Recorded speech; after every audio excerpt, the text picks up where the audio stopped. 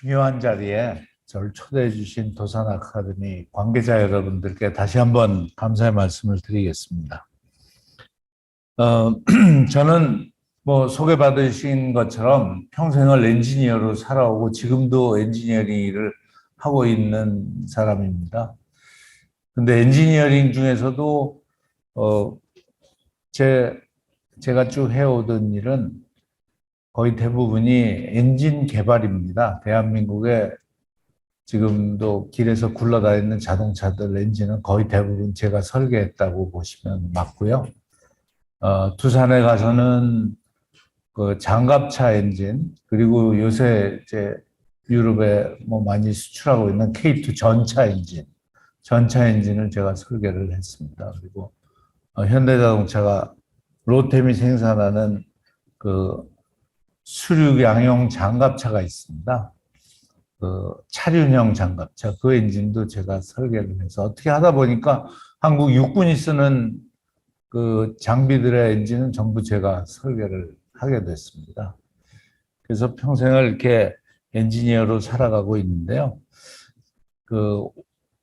제가 이렇게 살아오면서 수많은 결정을 이렇게 할 수밖에 없는데, 물론 여기 계신 여러분들도 마찬가지일 겁니다. 매일매일 조그만 결정도 하시고 또 큰 결정도 하실 텐데, 그런 결정이 쌓여서 결국은 인생이 만들어지지 않나 그런 생각을 해봅니다. 어떤 사람이 그런 얘기를 하더라고요. 인생은 BCD다. birth와 death 사이에 초이스다. 그래서 BCD, 인생이 BCD라는 얘기, 100번 이해가 됩니다. 저도 엔지니어로 이렇게 살아오면서 수많은 엔지니어링 디시전을 할 수밖에 없었고 해왔는데요.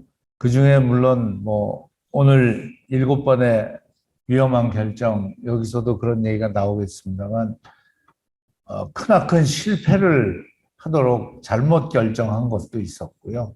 또 큰 성공을 한 그런 올바른 결정도 있었습니다. 그래서 제가 어떻게 올바른 결정을 했는지 또 어떻게 실패를 했는지 여러분들하고 같이 좀 내용을 나눠볼까 하고 정리를 해봤습니다. 여기 모이신 분들께서 제목이 조금 수상하다 그럴까? 보통 듣지 못하는 강연 제목이라고 그런 말씀을 하셨는데, 제가 물론 더 많은 결정을 했죠. 그렇지만 그 중에서 중요하다고 생각한 걸 7가지를 골라봤습니다. 여러분들하고 한번 같이 생각을 나눠보도록 하겠습니다. 7번의 중요한 결정은 여기 나오는 목차대로입니다. 첫 번째 결정은 제가 미국에 유학을 공군사관학교 기계과 교관을 마치고 공군사관학교를 떠나면서 미국 유학을 가게 됐는데요. 우연히 저게 이제 미국에서 좀 착오가 있었는데 저를 교수님 2분이 다 자기 제자라고 생각을 하시고 그렇게 이제 행정 처리를 해 놓으셔서 제가 중간에 끼어갖고 굉장히 어려운 상황이었습니다. 서로 교수님 2분이 다 굉장히 유명하신 분인데 서로 자기 밑으로 오라고 그러고 앞으로 계속 얼굴을 보고 박사학위 받는 동안 생활을 해야 되는데 한 사람을 택할 수밖에 없는 그런 상황이었기 때문에 어려움이 있었습니다. 근데 제가 원래 미국 유학 갈 때는 이 왼쪽에 있는 프로페서 어바인이라는 분 밑으로 가기로 마음을 먹고 있었거든요. 근데 마침 제가 미국에 도착했을 때 저분이 교환 교수로 영국에 가 계셔갖고 저쪽에 오브라이언 교수님이 그때 너는 내 학생이야. 내 실험실에 빨리 와서 일을 해. 그래갖고 끌려 들어가서 일을 하고 있었어요. 그래서 중간에 이제 교수를 바꿀 수밖에 없는 그런 상황이었는데 이 어바인 교수는 2차 대전 때 독일의 V2 로켓을 개발했던 폰 브라운하고 닥터 에카르트의 제자입니다. 근데 저 사람들이 2차 대전 끝나고서 미국에서 저 두 사람을 납치를 해갖고 오하이오에 있는 라이트 패터슨 에어베이스에다 감금을 해놓고 로켓을 설계를 시켰어요. 5년 동안. 그래서 그때 나온 로켓이 세턴 로켓입니다. 저 로켓을 타고 이제 달나라를 가게 된 거죠, 미국이. 그래서 그러고서 저 사람들을 풀어줬습니다. 그래서 풀어줘서 저분들이 이제 교수가 되고 미국 대학에 거기에 첫 번째 제자가 이제 나중에 제 지도 교수가 된 프로페서 어바인입니다. 그래서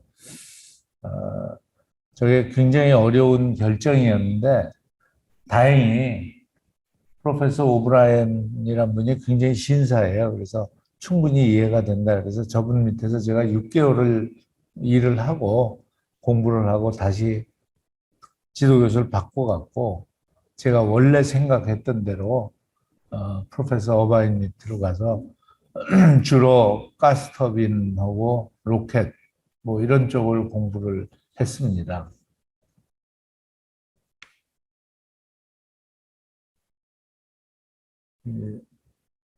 근데 이제 제가 공군사관학교 교관으로 일을 할 때 그때 뭐 모습이 잠깐 나오는데요.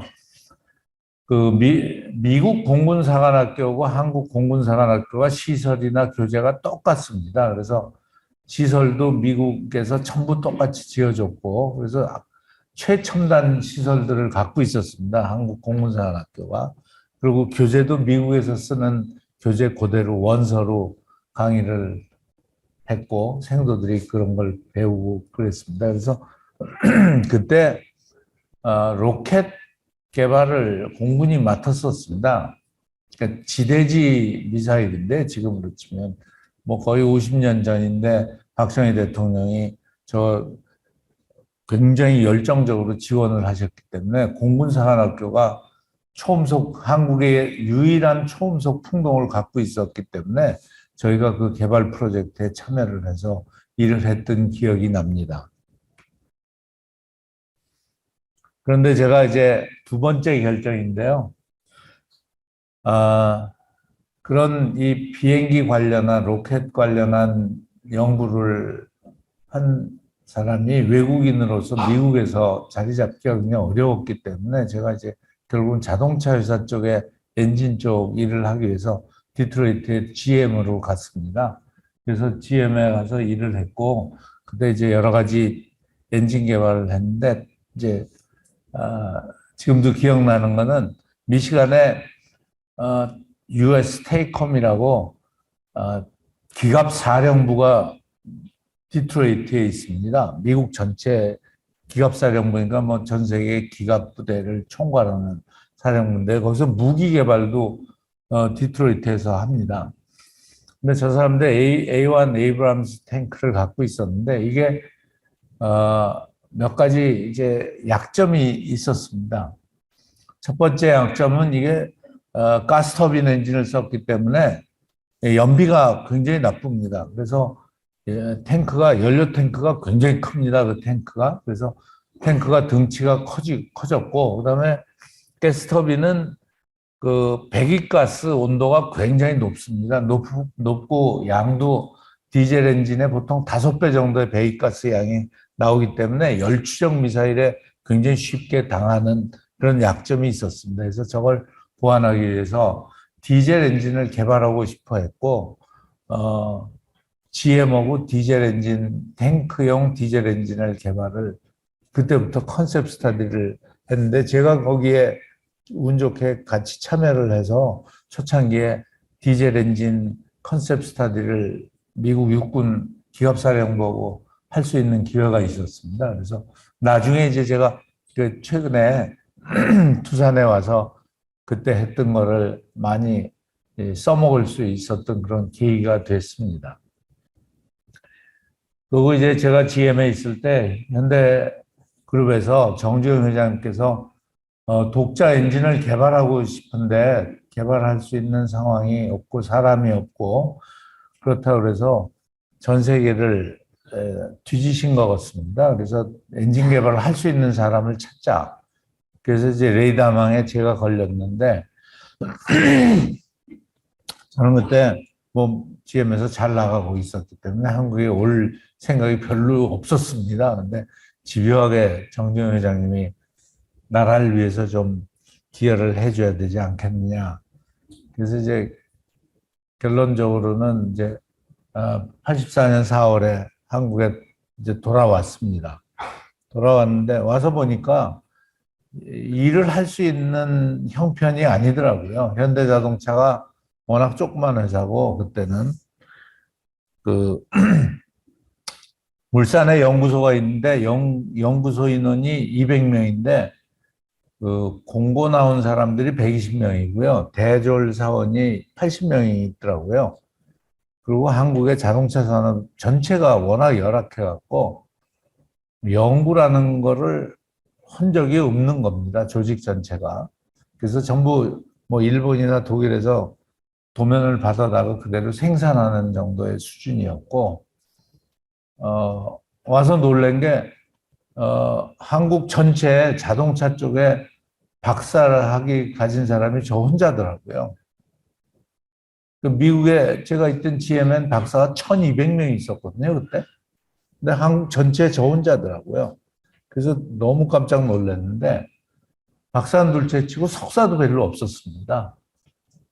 그래서 그렇게 열악한 환경이었는데, 그래도 정주영 회장께서 굉장히 그 열정적으로 지원을 해 주셔서 연구소를 이제 마북에 땅을 사서 지금 죽전입니다. 땅을 사서 연구소를 짓고 사람을 신입사원들을 뽑고 그렇게 할 수 있었습니다. 워낙 회사가 월급을 밀릴 정도로 돈이 없었고요. 그 일본 그 고문들이 허락하는 대로 그것만 하고 있는 그런 회사였습니다. 최근에는 뭐 현대자동차가 세계 3위까지 지금 올라가 있는데요.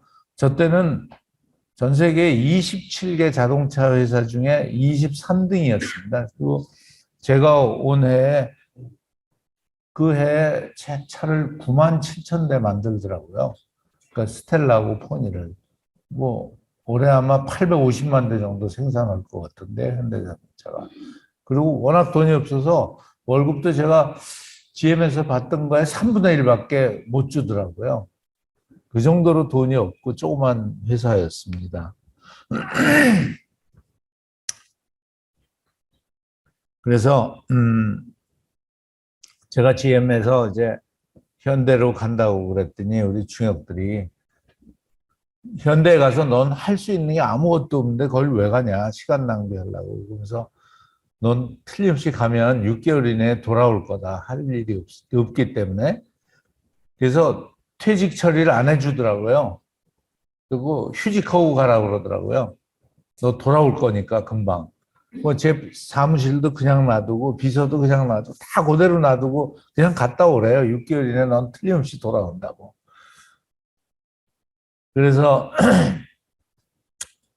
휴직 처리를 하고 이제 한국에 돌아와서 엔진 설계를 시작했습니다. 맨 처음에 이제 설계한 게 가솔린 1.5리터 하고 1.3리터 알파 엔진인데요. 지금 사진에 보시는 게 이제 제가 이제 직원들하고 여기서 뭐 부품 갖고 협의하는 거고 시험실에서 시험하는 장면입니다.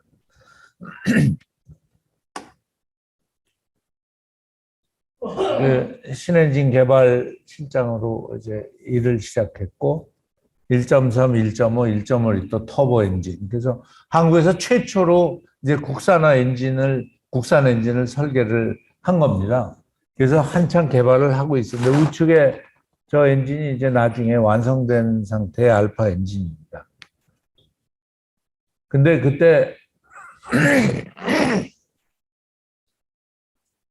이제 세 번째 결정인데요. 그때 현대자동차의 상황이 어땠냐면 이사회 멤버가 5명인데 그중에 둘이 일본 사람들이에요. 하나는 미쓰비시 상사에서 나온 사람, 하나는 미쓰비시 자동차에서 나온 사람, 이렇게 둘이나 있었는데 그 이유가 그때 현대자동차의 최대 주주가 미쓰비시입니다. 그러니까 정주영 회장님 지분보다 미쓰비시 지분이 훨씬 더 많아갖고 이렇게 됐는데 저렇게 된 이유가 기술료를 납부해야 되는데 돈이 없으니까 자꾸 주식으로 주다 보니까 주식이 늘어난 거예요, 미쓰비시가. 그래서 최대 주주가 된 겁니다. 그래서 다 좌지우지 하는 거예요, 일본 사람들이. 그리고 사내 이사들도 그 친일파들입니다, 전부 다. 왜냐하면 일본 사람들 말을 안 들으면 일본 사람들은 현대자동차 기술이 필요한 걸 알기 때문에 기술을 안 줍니다. 그러니까 일본 사람들은 말 잘 듣는 사람이 일본에 가서 협상을 하면 기술을 주고 말 안 듣는 사람이 와서 협상을 하면 기술을 안 주고 그러니까 위에 회장이 보면 저 사람은 가면 기술을 잘 얻어오는데 이 사람이 가면 기술을 못 얻어오니까 이런 사람 자르는 거예요. 그래서 전부 친일파만 남아 있는 겁니다, 회사에. 그러니까 남의 기술로 회사를 운영하다 보니까 이제 이런 폐해가 생긴 거죠. 이 사람들이 제가 독일에 출장 간 사이에 제가 미우니까 저를 보직 해임을 했습니다. 제가 신엔진 개발 실장인데 저 보직 해임을 하고 자문으로 갑자기 저를 바꿨습니다. 근데 전 그걸 몰랐죠. 출장 가 있는 동안에 그렇게 했으니까. 그래서 출장에서 돌아와서 제 방문을 열고 들어왔더니 아무것도 없어요. 책상도 없고 의자도 없고 뭐 아무것도 없습니다. 다 빼버린 거예요. 그 앉을 자리가 없는 겁니다. 그래서 제가 그때 기술개발본부장이 아주 그 친일파의 거두인데 제가 그 양반한테 갔어요.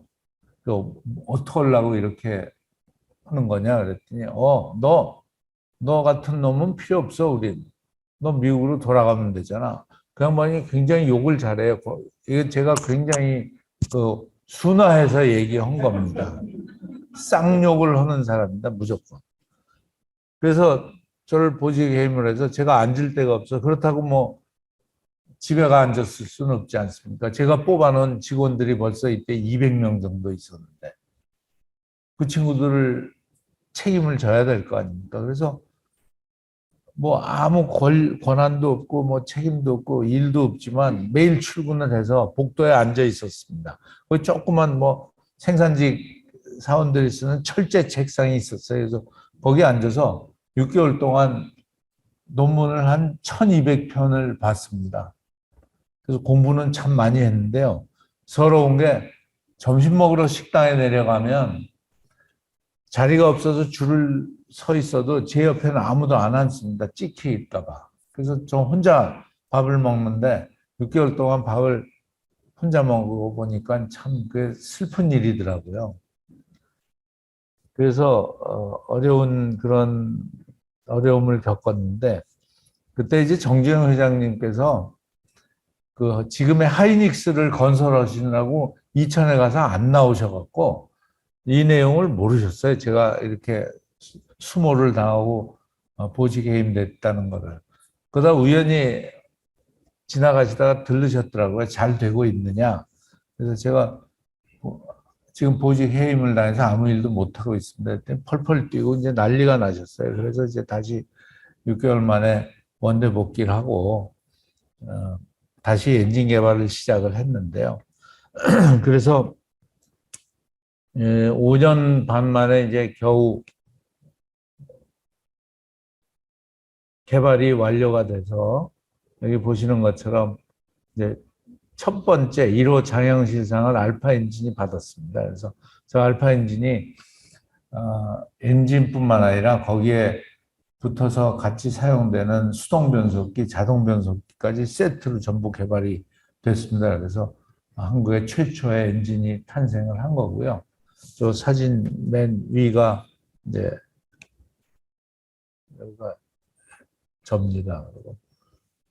그래서 이제 엔진의 국산화 시대가 열린 거고요. 저게 왜 중요하냐면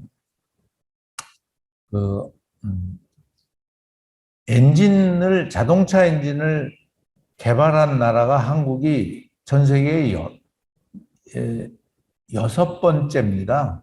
그러니까 굉장히 근데 그 앞서서 엔진을 개발하고 독자 엔진을 갖고 있던 나라들은 2차 대전 때 다 비행기까지 만들던 강국들이에요. 미국, 뭐, 일본, 독일, 뭐, 프랑스, 영국, 이런 나라들이기 때문에.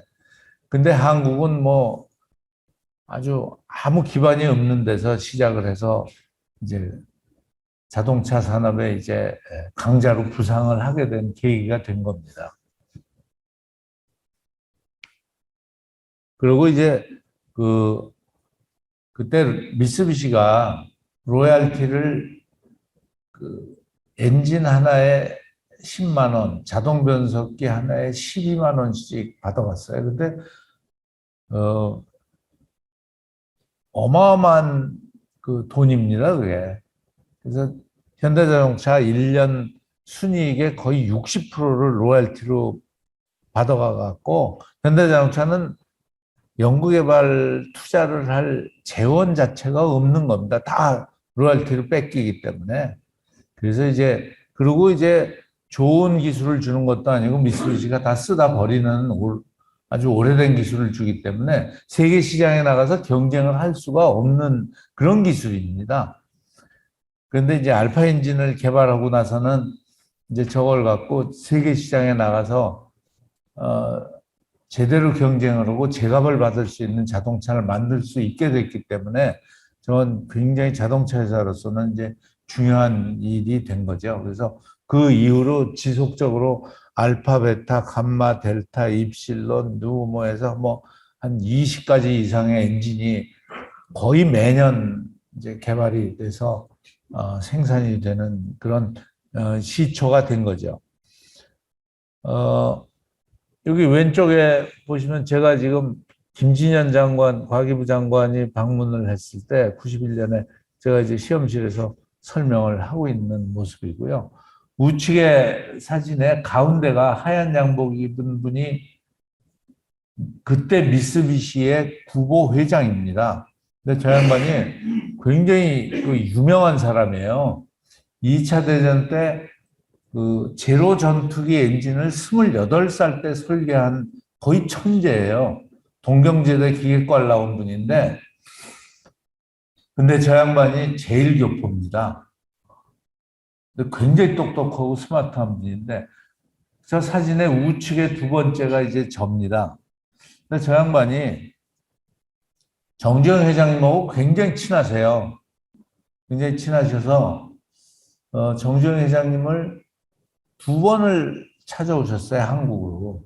첫 번째는 정주영 회장님한테 당신이 자동차를 잘 몰라서 그러는 모양인데 그 박사 한 놈 데려다 놓고 엔진 설계를 시키고 있다는데 그렇게 해서 절대로 되는 일이 아니다. 그러니까 지금이라도 그놈 사표를 받아서 나한테 주면 내가 연태까지는 쓰던 오래된 기술만 줬는데 앞으로는 최신 기술도 기술 제휴해 줄 테니 그놈 사표를 받아라. 근데 정주영 회장님이 노하셨어요. 1년 후에 또 왔어요, 저 양반이. 그러고서 정주영 회장한테 로얄티를 절반으로 깎아줄 테니 이현순이 사표를 좀 받아라. 이건 내가 진짜 당신을 생각해서 얘기해주는 조언이다. 근데 정주영 회장님이 또 노를 하신 거예요. 그래서 정주영 회장님이 저하고 뭐 자주 술을 드셨어요, 둘이서. 그래서 저를 보고 그 얘기를 하시더라고요. 그래서 뭐 회장님 실수하셨습니다. 제 사표가 그렇게 비싼 값이면 받으셨어야죠. 그랬더니 정주영 회장님이 당신은 날 바보로 알아. 그러면서 내가 그런 거에 속아 넘어갈 것 같아. 그래서 미쓰비시가 얼마나 여우 같은 놈들인데 로얄티를 반을 깎아준다고 그 얘기를 하는 순간 나는 속으로 얼마나 기뻤는지 몰라. 이 박사가 하고 있는 엔진이 곧 성공한다는 걸 그놈들이 알았기 때문에 로얄티를 절반으로 깎아준다고 얘기를 한 거야. 그걸 내가 모르겠어. 그래서 빨리 가서 완성을 해야지. 그러시더라고요. 그래서 저희가 이거 완성했을 때 정주영 회장님이 그렇게 좋아하셨어요. 그리고 사실은 자동차가 돈이 없어서 저 때는 이제 이거 지나간 얘기니까 이렇게 얘기해도 될 것 같은데 정주영 회장님이 현대건설 돈을 제 쪽에 연구소 건설하라고 주셔갖고 연구소도 현대건설 돈으로 이렇게 짓고 그랬습니다. 현대자동차 워낙 돈이 없어갖고. 그렇게 이제 이 프로젝트에 애착을 많이 가지셨었는데요. 근데 전날은 이제 90년 저게 9월쯤 돼서 요쯤 돼서 오신 거예요. 90년에. 근데 저희가 저때 알파 엔진 공장을 짓고 있을 때거든요. 이미 개발이 다 끝나갔고. 근데 저 양반이 왜 저희가 저희 연구소인데요. 연구소 앞마당인데 저를 보러 오셨어요. 이현순이가 도대체 어떤 놈이냐. 내가 좀 얼굴 좀 봐야겠다. 그러고 오신 거예요. 국부회장이. 그러면서 오자마자 저를 찾으셔서 가서 인사를 드렸더니 그냥 바로 물어보시는 게 너 엔진 개발하면서 제일 어려웠던 게 뭐야? 그러시더라고요. 그래서 열 변형이 제일 어려웠습니다. 저희 엔진이 알파 엔진이 고성능이면서 굉장히 컴팩트한 엔진이거든요. 그래서 열부하가 높기 때문에 열 변형을 최소화하느라고 고생을 많이 했습니다. 했더니 자기도 그랬대요. 전투기 엔진을 개발하면서 열 변형 때문에 고생을 많이 했다고 그러더라고요. 그래서 어떻게 개선을 했냐고 그래요. 그래서 온도계를 240개를 엔진에 박아갖고 온도를 재면서 열 변형을 최소화했다 했더니 안 믿으시는 거예요. 그러더니 그 엔진을 보자고 그러시더라고요. 그래서 실험실에 가서 이미 뭐 몇 년 전에 쓰던 거니까 한 3년 됐죠. 그 시험먼지가. 그래서 먼지가 잔뜩 쌓인 엔진을 보여드렸어요. 그랬더니 제 어깨를 이렇게 두드리시면서 참 너 같은 엔지니어를 만나서 오늘 내가 참 행복하다. 앞으로도 열심히 잘해라. 진짜 열심히 하는 사람을 만나서 너무 기쁘다. 그러고 가셨어요. 그래서 미쓰비시 연구소에 가셔갖고 그날 밤에 간부들 퇴근 중지를 시키고 강당에 모아놓고 내가 지금 한국에서 이현순이라는 놈을 만나고 왔는데 그럼 아주 독하게 엄청 열심히 하는데 니들 정신 안 차리면 이제 10년 이내에 그놈한테 기술 배우러 다닐 날이 온다. 정신 차려라. 근데 미쓰비시 그때 모였던 한 500명이 이제 과장 이상 연구소 과장 이상이 500명이 모였다는데요. 저 영감이 치매가 걸렸구나. 어떻게 우리가 현대에 가서 기술을 배운다고 말도 안 되는 소리를 하느냐. 근데 그 영감님 말이 맞았습니다. 보시는 것처럼 제가 세타 1 엔진을 소개를 했는데 2003년에 이 기술을 독일 벤츠가 자기네들 중국 벤츠에 탑재하기 하고 또 미국은 크라이슬러, 일본은 미쓰비시가 이 엔진 기술을 갖고 엔진을 생산하기 위해서 저한테 기술 제휴를 요청을 해왔어요. 그래서 그 부부회장 말씀대로 된 겁니다. 저한테 기술을 배우러 거꾸로 온 거죠. 미쓰비시가 우리 선생님이었는데 선생님이 이제 학생한테 기술을 배우러 온 겁니다. 그래서 이 엔진은 원래 제가 1800, 2000, 2200 이렇게 세 종류를 소나타형으로 설계한 엔진인데 크라이슬러는 죽어도 2400cc 엔진이 필요하다 그래서 제가 3개월 만에 저 2200을 2400으로 설계 변경을 해서 줬어요. 그래서 이제 현대자동차 물론 로열티를 받았지만 수천억 로열티를 받고 러닝 로열티도 받고 저 엔진을 기술 제휴를 해줬습니다. 그래서 현대는 도면을 제공하고 설계 노하우, 그 다음에 공장 건설, 생산, 부품 공급 이런 걸 전부 현대가 책임을 맡아서 공장을 전부 저희가 건설을 해주고 부품도 제가 조건을 건 게 국산 부품을 수입해 가는 조건으로 기술 제휴를 해줬기 때문에 한국에서 부품을 전부 가져가도록 했습니다. 그리고 제가 각 회사별로 과장급 제 밑에 있던 과장급 인원 3명씩을 파견을 해서 기술 지도를 5년 동안 하도록 했고 설계 변경을 무단으로 하는 경우에는 그 순간 계약이 파기되는 걸로 하고 설계 변경을 제 개인 사인을 받으면 유효한 거로 인정해 주기로 그런 식으로 해서 이 엔진을 생산을 이제 했는데요. 한때는 이 엔진이 연간 단일 엔진을 350만 대 이상 생산이 돼서 기네스북에 올라갔습니다. 단일 엔진으로 최대 생산량 엔진. 그래서 세계 최대 엔진 생산 엔진이었습니다. 요거는 왼쪽에 그림은 이제 저 친구가 미쓰비시의 연구개발 본부장인 기지마인데요. 하고 동경에서 제가 사진을 같이 찍은 거고요. 우측은 이제 그 이후로 우리가 쭉 좋은 엔진을 개발을 해서 타우 엔진이라는 게 4,600하고 5,000cc 그 에쿠스하고 G90에 들어가는 엔진인데요. 거기에 이제 그 엔진을 갖고 세계 10대 엔진상을 수상하는 디트로이트에서 상 받는 장면입니다. 그래서 이게 제가 현대자동차에 있을 때 설계한 엔진들입니다. 카파, 알파, 감마, 누, 세타, 람다, 타우. R부터는 이게 디젤 엔진이고요. 이런 엔진들이 이제 개발이 됐고요. 이게 이제 상용 엔진인데요. 트럭 엔진들.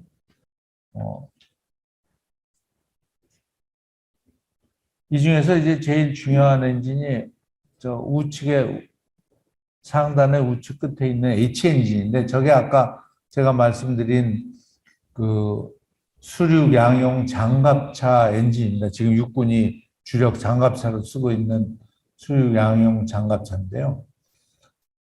저 엔진은 방수 엔진입니다. 원래는 저게 고속버스 엔진으로 제가 설계를 했고 군용용으로 쓰기 위해서 방수형으로 이제 설계 변경을 했는데요. 한때 저것 때문에 제가 고발을 당할 뻔한 적이 있습니다. 삼성 테크인이 장갑차를 만들겠다고 롯데하고 경쟁을 한 적이 있습니다. 그래서 저 엔진을 달라는 거예요, 저한테. 그래서 내가 왜 삼성에다 엔진을 주냐. 그거 안 줬어요. 그랬더니 그 독과점법 위반이라고 그러더라고요. 한국에서 엔진을 공급할 수 있는 회사가 현대밖에 없는데 공급을 안 해주면 고발당한다고 그러더라고요. 그래서 저거를 이제 주긴 줘야 되는데 그냥 주기가 그러면 롯데하고 또 경쟁을 하게 되면 어려워지잖아요. 그래서 제가 꾀를 낸 게 이거 지나간 얘기니까 제가 하겠습니다. H 엔진이 똑같아요. 코드가 똑같은 H 엔진인데 하나는 고속버스용으로 우리가 버스에다 탑재를 하고 또 하나는 이제 장갑차용으로 보냈는데 그 차이가 하나는 방수가 돼 있고 하나는 방수가 안 돼 있거든요. 그래서 고속버스용 엔진을 테크인에 줬어요. 그랬더니 그게 이제 수륙 양용 장갑차니까 물속에 들어가면 시동이 다 꺼져갖고 실패했습니다. 테크인이. 롯템은 성공하고. 그래서 롯템이 그 프로젝트를, 육군 프로젝트를 받아서 지금도 생산을 하고 있습니다. 조금 미안한 얘기지만 그때는 그럴 수밖에 없어서 그렇게. 그 다음에 이제 5번째 결정인데요. 지루하시더라도 조금만 참으십시오. 이제 몇 개 안 남았습니다. 3개 남았습니다. 3개. 이거는 사실은 제가 크나큰 실수를 한 겁니다. 여러분들 앞에 이제 제가 왜 저런 바보 같은 실수를 했는지를 설명을 해드리려고 이걸 올려놨는데요. 도요타가 1997년에 프리우스라는 하이브리드 차를 생산을 했는데 그때 이제 6개월 지나서 현대도 제가 보니까는 필요해요, 저게. 하이브리드가. 그래서 저희도 이제 시작을 했습니다, 개발을. 근데 한국에는 모터를 만들어줄 회사도 없고 특히 배터리를 만들어줄 회사가 없어서 고민을 하다가 파나소닉하고 히다치에다가 각각 배터리하고 모터를 만들 협력을 하는 거를 이제 사인을 했습니다. 그런데 그러고 이제 개발을 4년을 하고 이제 한 1년 반 정도 지나면 생산을 할 준비를 하고 있을 때,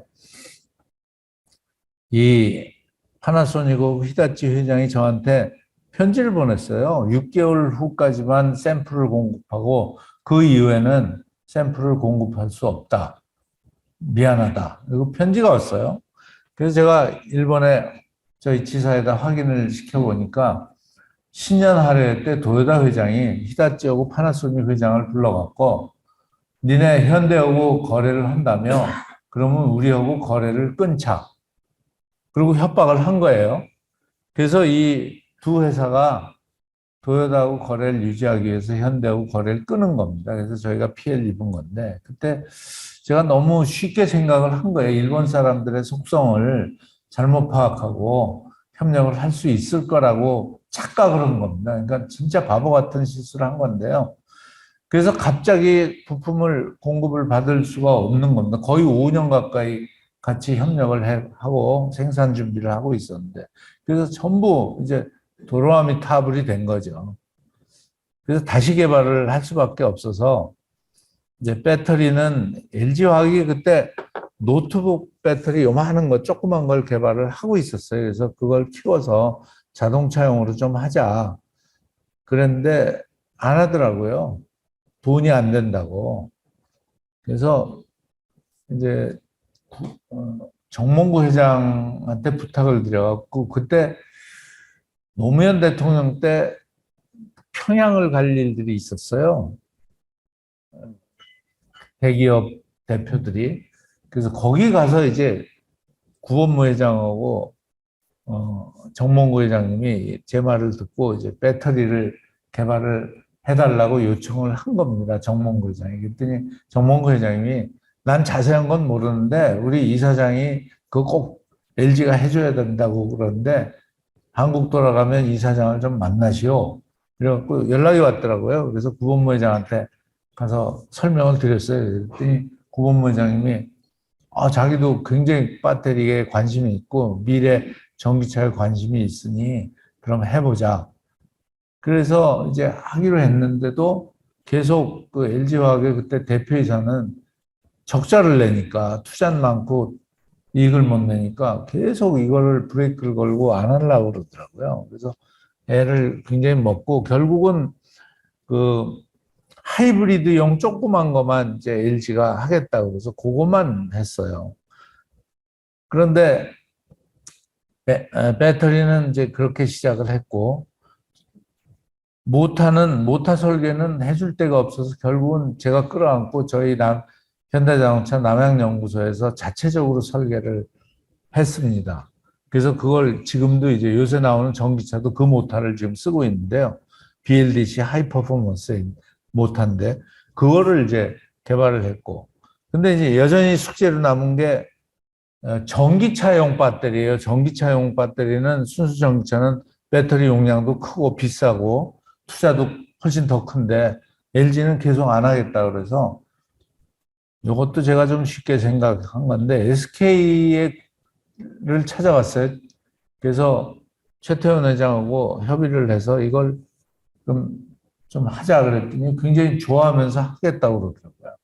그래서 투자를 했는데 엔지니어가 SK가 없어요. 이거 배터리를 해본 적이 없어서. 그래서 엔지니어를 100여 명을 LG에서 뽑아왔습니다. SK가. 이게 이제 LG하고 SK 그 소송전의 시초인데요. 이런 식으로 해서 LG 기술이 일부 SK에 들어가고 뭐 이래갖고 LG가 이제 고발을 하고 그래서 작년 초에 이제 드디어 LG하고 SK가 2조 원의 피해 보상금을 SK가 LG에다 주고 이제 해결이 됐는데요. 이것도 제가 조금 좀 더 나이스하게 LG를 좀 설득을 더 해서 LG가 배터리를 하이브리드건 전기차건 뭐 다 한꺼번에 할 수 있도록 좀 더 설득을 했었으면 이렇게 소송전 같은 게 일어나지 않지 않았을까 그런 생각도 해봅니다. 근데 또 다른 면으로 보면 이런 식으로 두 쪽을 나눠서 줬기 때문에 한국에 이 강력한 배터리 회사가 두 개가 생겼고 지금 이 두 회사가 전 세계 배터리 시장을 리드를 하고 있거든요. 그래서 또 그런 측면에서 보면은 뭐 아주 나쁜 결정은 아니지 않았나 하는 그런 생각도 해봅니다. 그 다음에 제가 이제 CEO 제안을 받았는데요. 정몽구 회장한테서. 2008년 11월에 저를 보고 제가 연구개발 본부장인데 마케팅 본부를 맡으라고 그러더라고요. 그리고 또 미래상품 전략 본부장. 저희 이제 본부장이 다 이제 따로따로 있었는데 저보고 그걸 통합해서 세 가지 본부장을 다 맡으라고 그러더라고요. 그래서 그러면서 이제 뭐라 그러시냐면 마케팅이건 상품이건 기술을 아는 사람이 해야지 잘하지 않겠냐고 이렇게 얘기를 하셔서 맡았는데 그 2008년 11월에 정몽구 회장님이 대표이사를 맡으라고 그러시더라고요, 현대자동차에. 근데 저는 사실 대표이사에 큰 관심이 없거든요. 저는 인생의 목표가 엔지니어로 평생을 사는 게 제 목표였기 때문에 대표이사를 하면 제 기준으로는 잡일이거든요, 저거는. 뭐 제가 뭐 차 팔러 다녀야 되고, 뭐 대리점 만나야 되고, 뭐 광고회사 만나야 되고, 저 마케팅 본부장 할 때도 진짜 하기 싫은 일을 했는데 대표이사까지 하면 오죽하겠습니까? 그래서 저는 적합하지 않다고 생각을 해서 저는 엔지니어로 살아야 되는데 회장님은 자꾸 왜 회장이 지시하는데 말을 안 듣느냐. 난 너 같은 놈을 처음 봤다. 대표이사 시키겠다는데 싫다는 사람이 어디 있느냐. 난 처음 봤다. 그러고 매일 혼을 내는 거예요. 그래서 이제 제가 꾀를 낸 게 제 밑에 이제 그 후배 그 영업만 한 부사장이 있었어요. 그래서 그 친구를 이제 저 친구가 지금 우리 회사는 영업맨이 필요하기 때문에 영업한 저 사람을 대표이사를 시킵시다. 그 대신 제가 무슨 일을 조금 하겠다는 게 아니라 그룹 전체 기술 총괄 부회장을 제가 할 테니 그룹 전체를 맡겠습니다. 이러고 이제 타협을 해서 결국 저는 현대기아차 그룹 CTO가 되고 제 후배는 이제 대표이사 사장이 되고 그런 식으로 해서 제가 엔지니어로 계속 살아남을 수 있는 그 결정을 내렸는데 저건 아주 제가 지금 생각해도 진짜 잘한 결정이라고 그렇게 생각을 합니다.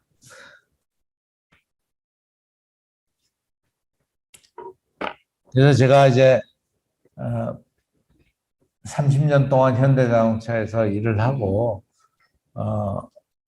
정몽구 회장님하고 그 스타일링 갖고 조금 제가 트러블이 있었습니다. 그러니까 정몽구 회장님은 굉장히 그 트레디셔널한 고전적인 스타일을 좋아하시고 저는 굉장히 스포티한 스타일, 젊은 사람들이 좋아할 스타일의 차를 좋아하는데 연구개발본부장은 스타일링 책임도 갖고 있기 때문에 거기서 조금 이견이 있어서 제가 사표를 냈습니다. 그리고 바로 이제 두산으로 옮겨갔는데 두산으로 가게 된 건 아까 말씀드린 것처럼 두산이 K2 전차 엔진을 개발하고 있었는데 그게 제대로 되지 않아서 나라에서도 걱정을 많이 하시고 대통령도 걱정을 많이 하셔서 제가 이제 그걸 해결하러 두산으로 옮겨갔고요. 그러기 전에 대통령께서 제발 외국으로 나가지 말아라. 제가 이제 사표를 내고 이튿날 점심을 먹자고 그러시더라고요, 대통령이. 그래서 청와대 가서 점심을 먹으면서 하신 말씀이 외국으로는 나가지 말아라. 그랬으면 참 좋겠다. 그래서 제가 약속을 했어요. 외국으로는 안 가겠다. 근데 그러고 나서 그 다음날 GM 회장이 전화를 했어요. 저한테 GM으로 와라. 먼저 파워트레인 총괄 부회장을 미국에 와서 좀 맡아달라. 근데 이제 제가 GM 회장한테 뭐라 하냐면 국민 정서상 제가 GM으로 가기가 곤란하다. 그랬더니 날 보고 한 일주일만 생각을 해보고 다시 통화하세요. 그래서 일주일 후에 다시 통화를 했어요. 그래서 역시 나는 가기가 어려울 것 같다 그랬더니 엄청 실망을 하면서 저한테 굉장히 재밌는 얘기를 한마디 했어요. GM 회장이. 너는 프로 아니냐? 너는 프로 선수고 원래 GM 소속 선수였는데 현대에다 리스를 줬는데 리스 기간이 끝났으면 돌아오는 게 프로의 의무다. 너 리스 기간이 끝나서 원대 복귀하려는데 무슨 국민정서 같은 소리를 하고 앉았느냐. 진짜 프로는 그러면 안 된다. 그 얘기를 하더라고요. 그래서 프로고 뭐고 난 안 간다. 포기해라. 그 자리로 지금 GM 회장을 하는 메리바라가 글로 들어간 거예요. 파워트레인 총괄로. 그러다 지금 이제 GM 회장이 됐는데. 그리고 이제 두산에 가서 제가 그 골머리를 앓던 K2 전차 엔진을 설계를 다시 하고, 그 다음에 지금 이제 국산화된 발전용 가스터빈 아까 이제 뭐 강석진 회장님도 말씀하셨지만 저걸 국산화를 못해서 우리가 G나 지멘스, 미쓰비시 걸 수입을 계속 해왔어요. 그래서 제가 가서 저걸 개발비를 8천억을 들였습니다, 두산이. 그래서 저걸 국산화를 했습니다. 그리고 대형 선박 엔진 설계했고요.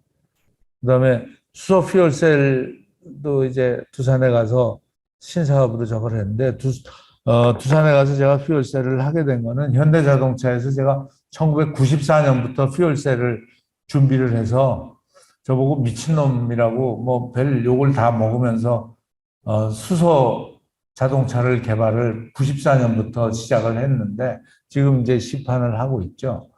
근데 그거를 이제 저거는 두산에 가서는 똑같은 퓨얼셀이지만 저거는 발전용입니다. 굉장히 대형.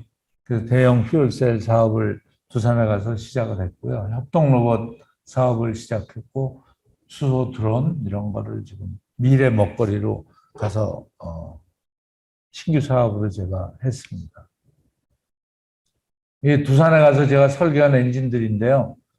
우측 상단에 있는 DV27K, 저게 K2 전차 엔진입니다. 27리터짜리 디젤 엔진이고요. 왼쪽에 DX12는 저게 장갑차용 엔진입니다. 두산. 지금 하나 테크인이, 하나 디펜스가 생산하고 있는, 저게 두산이 생산하다 하나로 넘어갔거든요. 회사를 하나가 사왔기 때문에. 그래서 DX12, 저게 이제 그 장갑차 엔진이고요. 밑에 엔진들은 이제 건설기계용 엔진들입니다. 그래서 이런 것들이 제가 이제 연태까지 엔지니어로 거의 50년을 살아오면서 쭉 해온 일들이고요. 그리고 뭐 전 항상 여기 젊은 분들이 많이 계셔서 그런 얘기를 드리는데 우리가 선배들로서 해야 될 일은 나보다 훌륭한, 나보다 더 유능한 그런 후배 엔지니어를 많이 길러야 되는 게 제 책임이라고 생각을 하고 있고요. 그 다음에 최종 결정권자가 되면 누구한테 의논을 할 수가 없잖아요. 그러면 저는 항상 두 가지를 놓고 생각을 합니다. 제가 현대자동차 기술총괄 부회장일 때는 도요타의 기술총괄이라도 나하고 똑같은 결정을 이 순간에 할 것인가. 그 다음에 내가 회장이라면 똑같은 결정을 할 것인가. 이걸 항상 크로스 체크를 하면서 최종 결정을 내리면 그래도 크게 실패는 안 한다고 생각을 합니다. 저는 항상 저렇게 두 번 점검을 해왔습니다. 그리고 뭐 밑에 거는 뭐 항상 조직을 위해서 사심을 버리고 부하들을 육성해주고 이런 것들을 제가 소신으로 생각을 하고 이렇게 엔지니어로 이렇게 살아오고 있습니다. 뭐 두서없는 얘기를 이렇게 했는데요. 7가지 뭐 옳은 결정도 있고 훌륭한 결정도 있었고 뭐 그저 그런 결정도 있었습니다만 항상 젊은 분들께 제가 부탁드리는 거는 저 사람은 저렇게 훌륭한 일을 많이 했고 그러니까 실패는 없었을 거야. 그렇게 생각하시지만 저도 실패를 굉장히 많이 했고요. 뼈저린 실패도 많이 했습니다. 그런데 그 실패한 것보다 조금 더 큰 성공을 하면 그 사람은 성공한 사람이 되는 겁니다. 왜? 그 성공에 실패가 다 묻히기 때문에. 저 실패 많이 했습니다. 두려워하지 마세요. 실패하는 걸. 실패보다 더 큰 성공을 하면 여러분들은 성공한 분이 되는 겁니다. 이상으로 시원치 않지만 강의를 마치도록 하겠습니다. 감사합니다.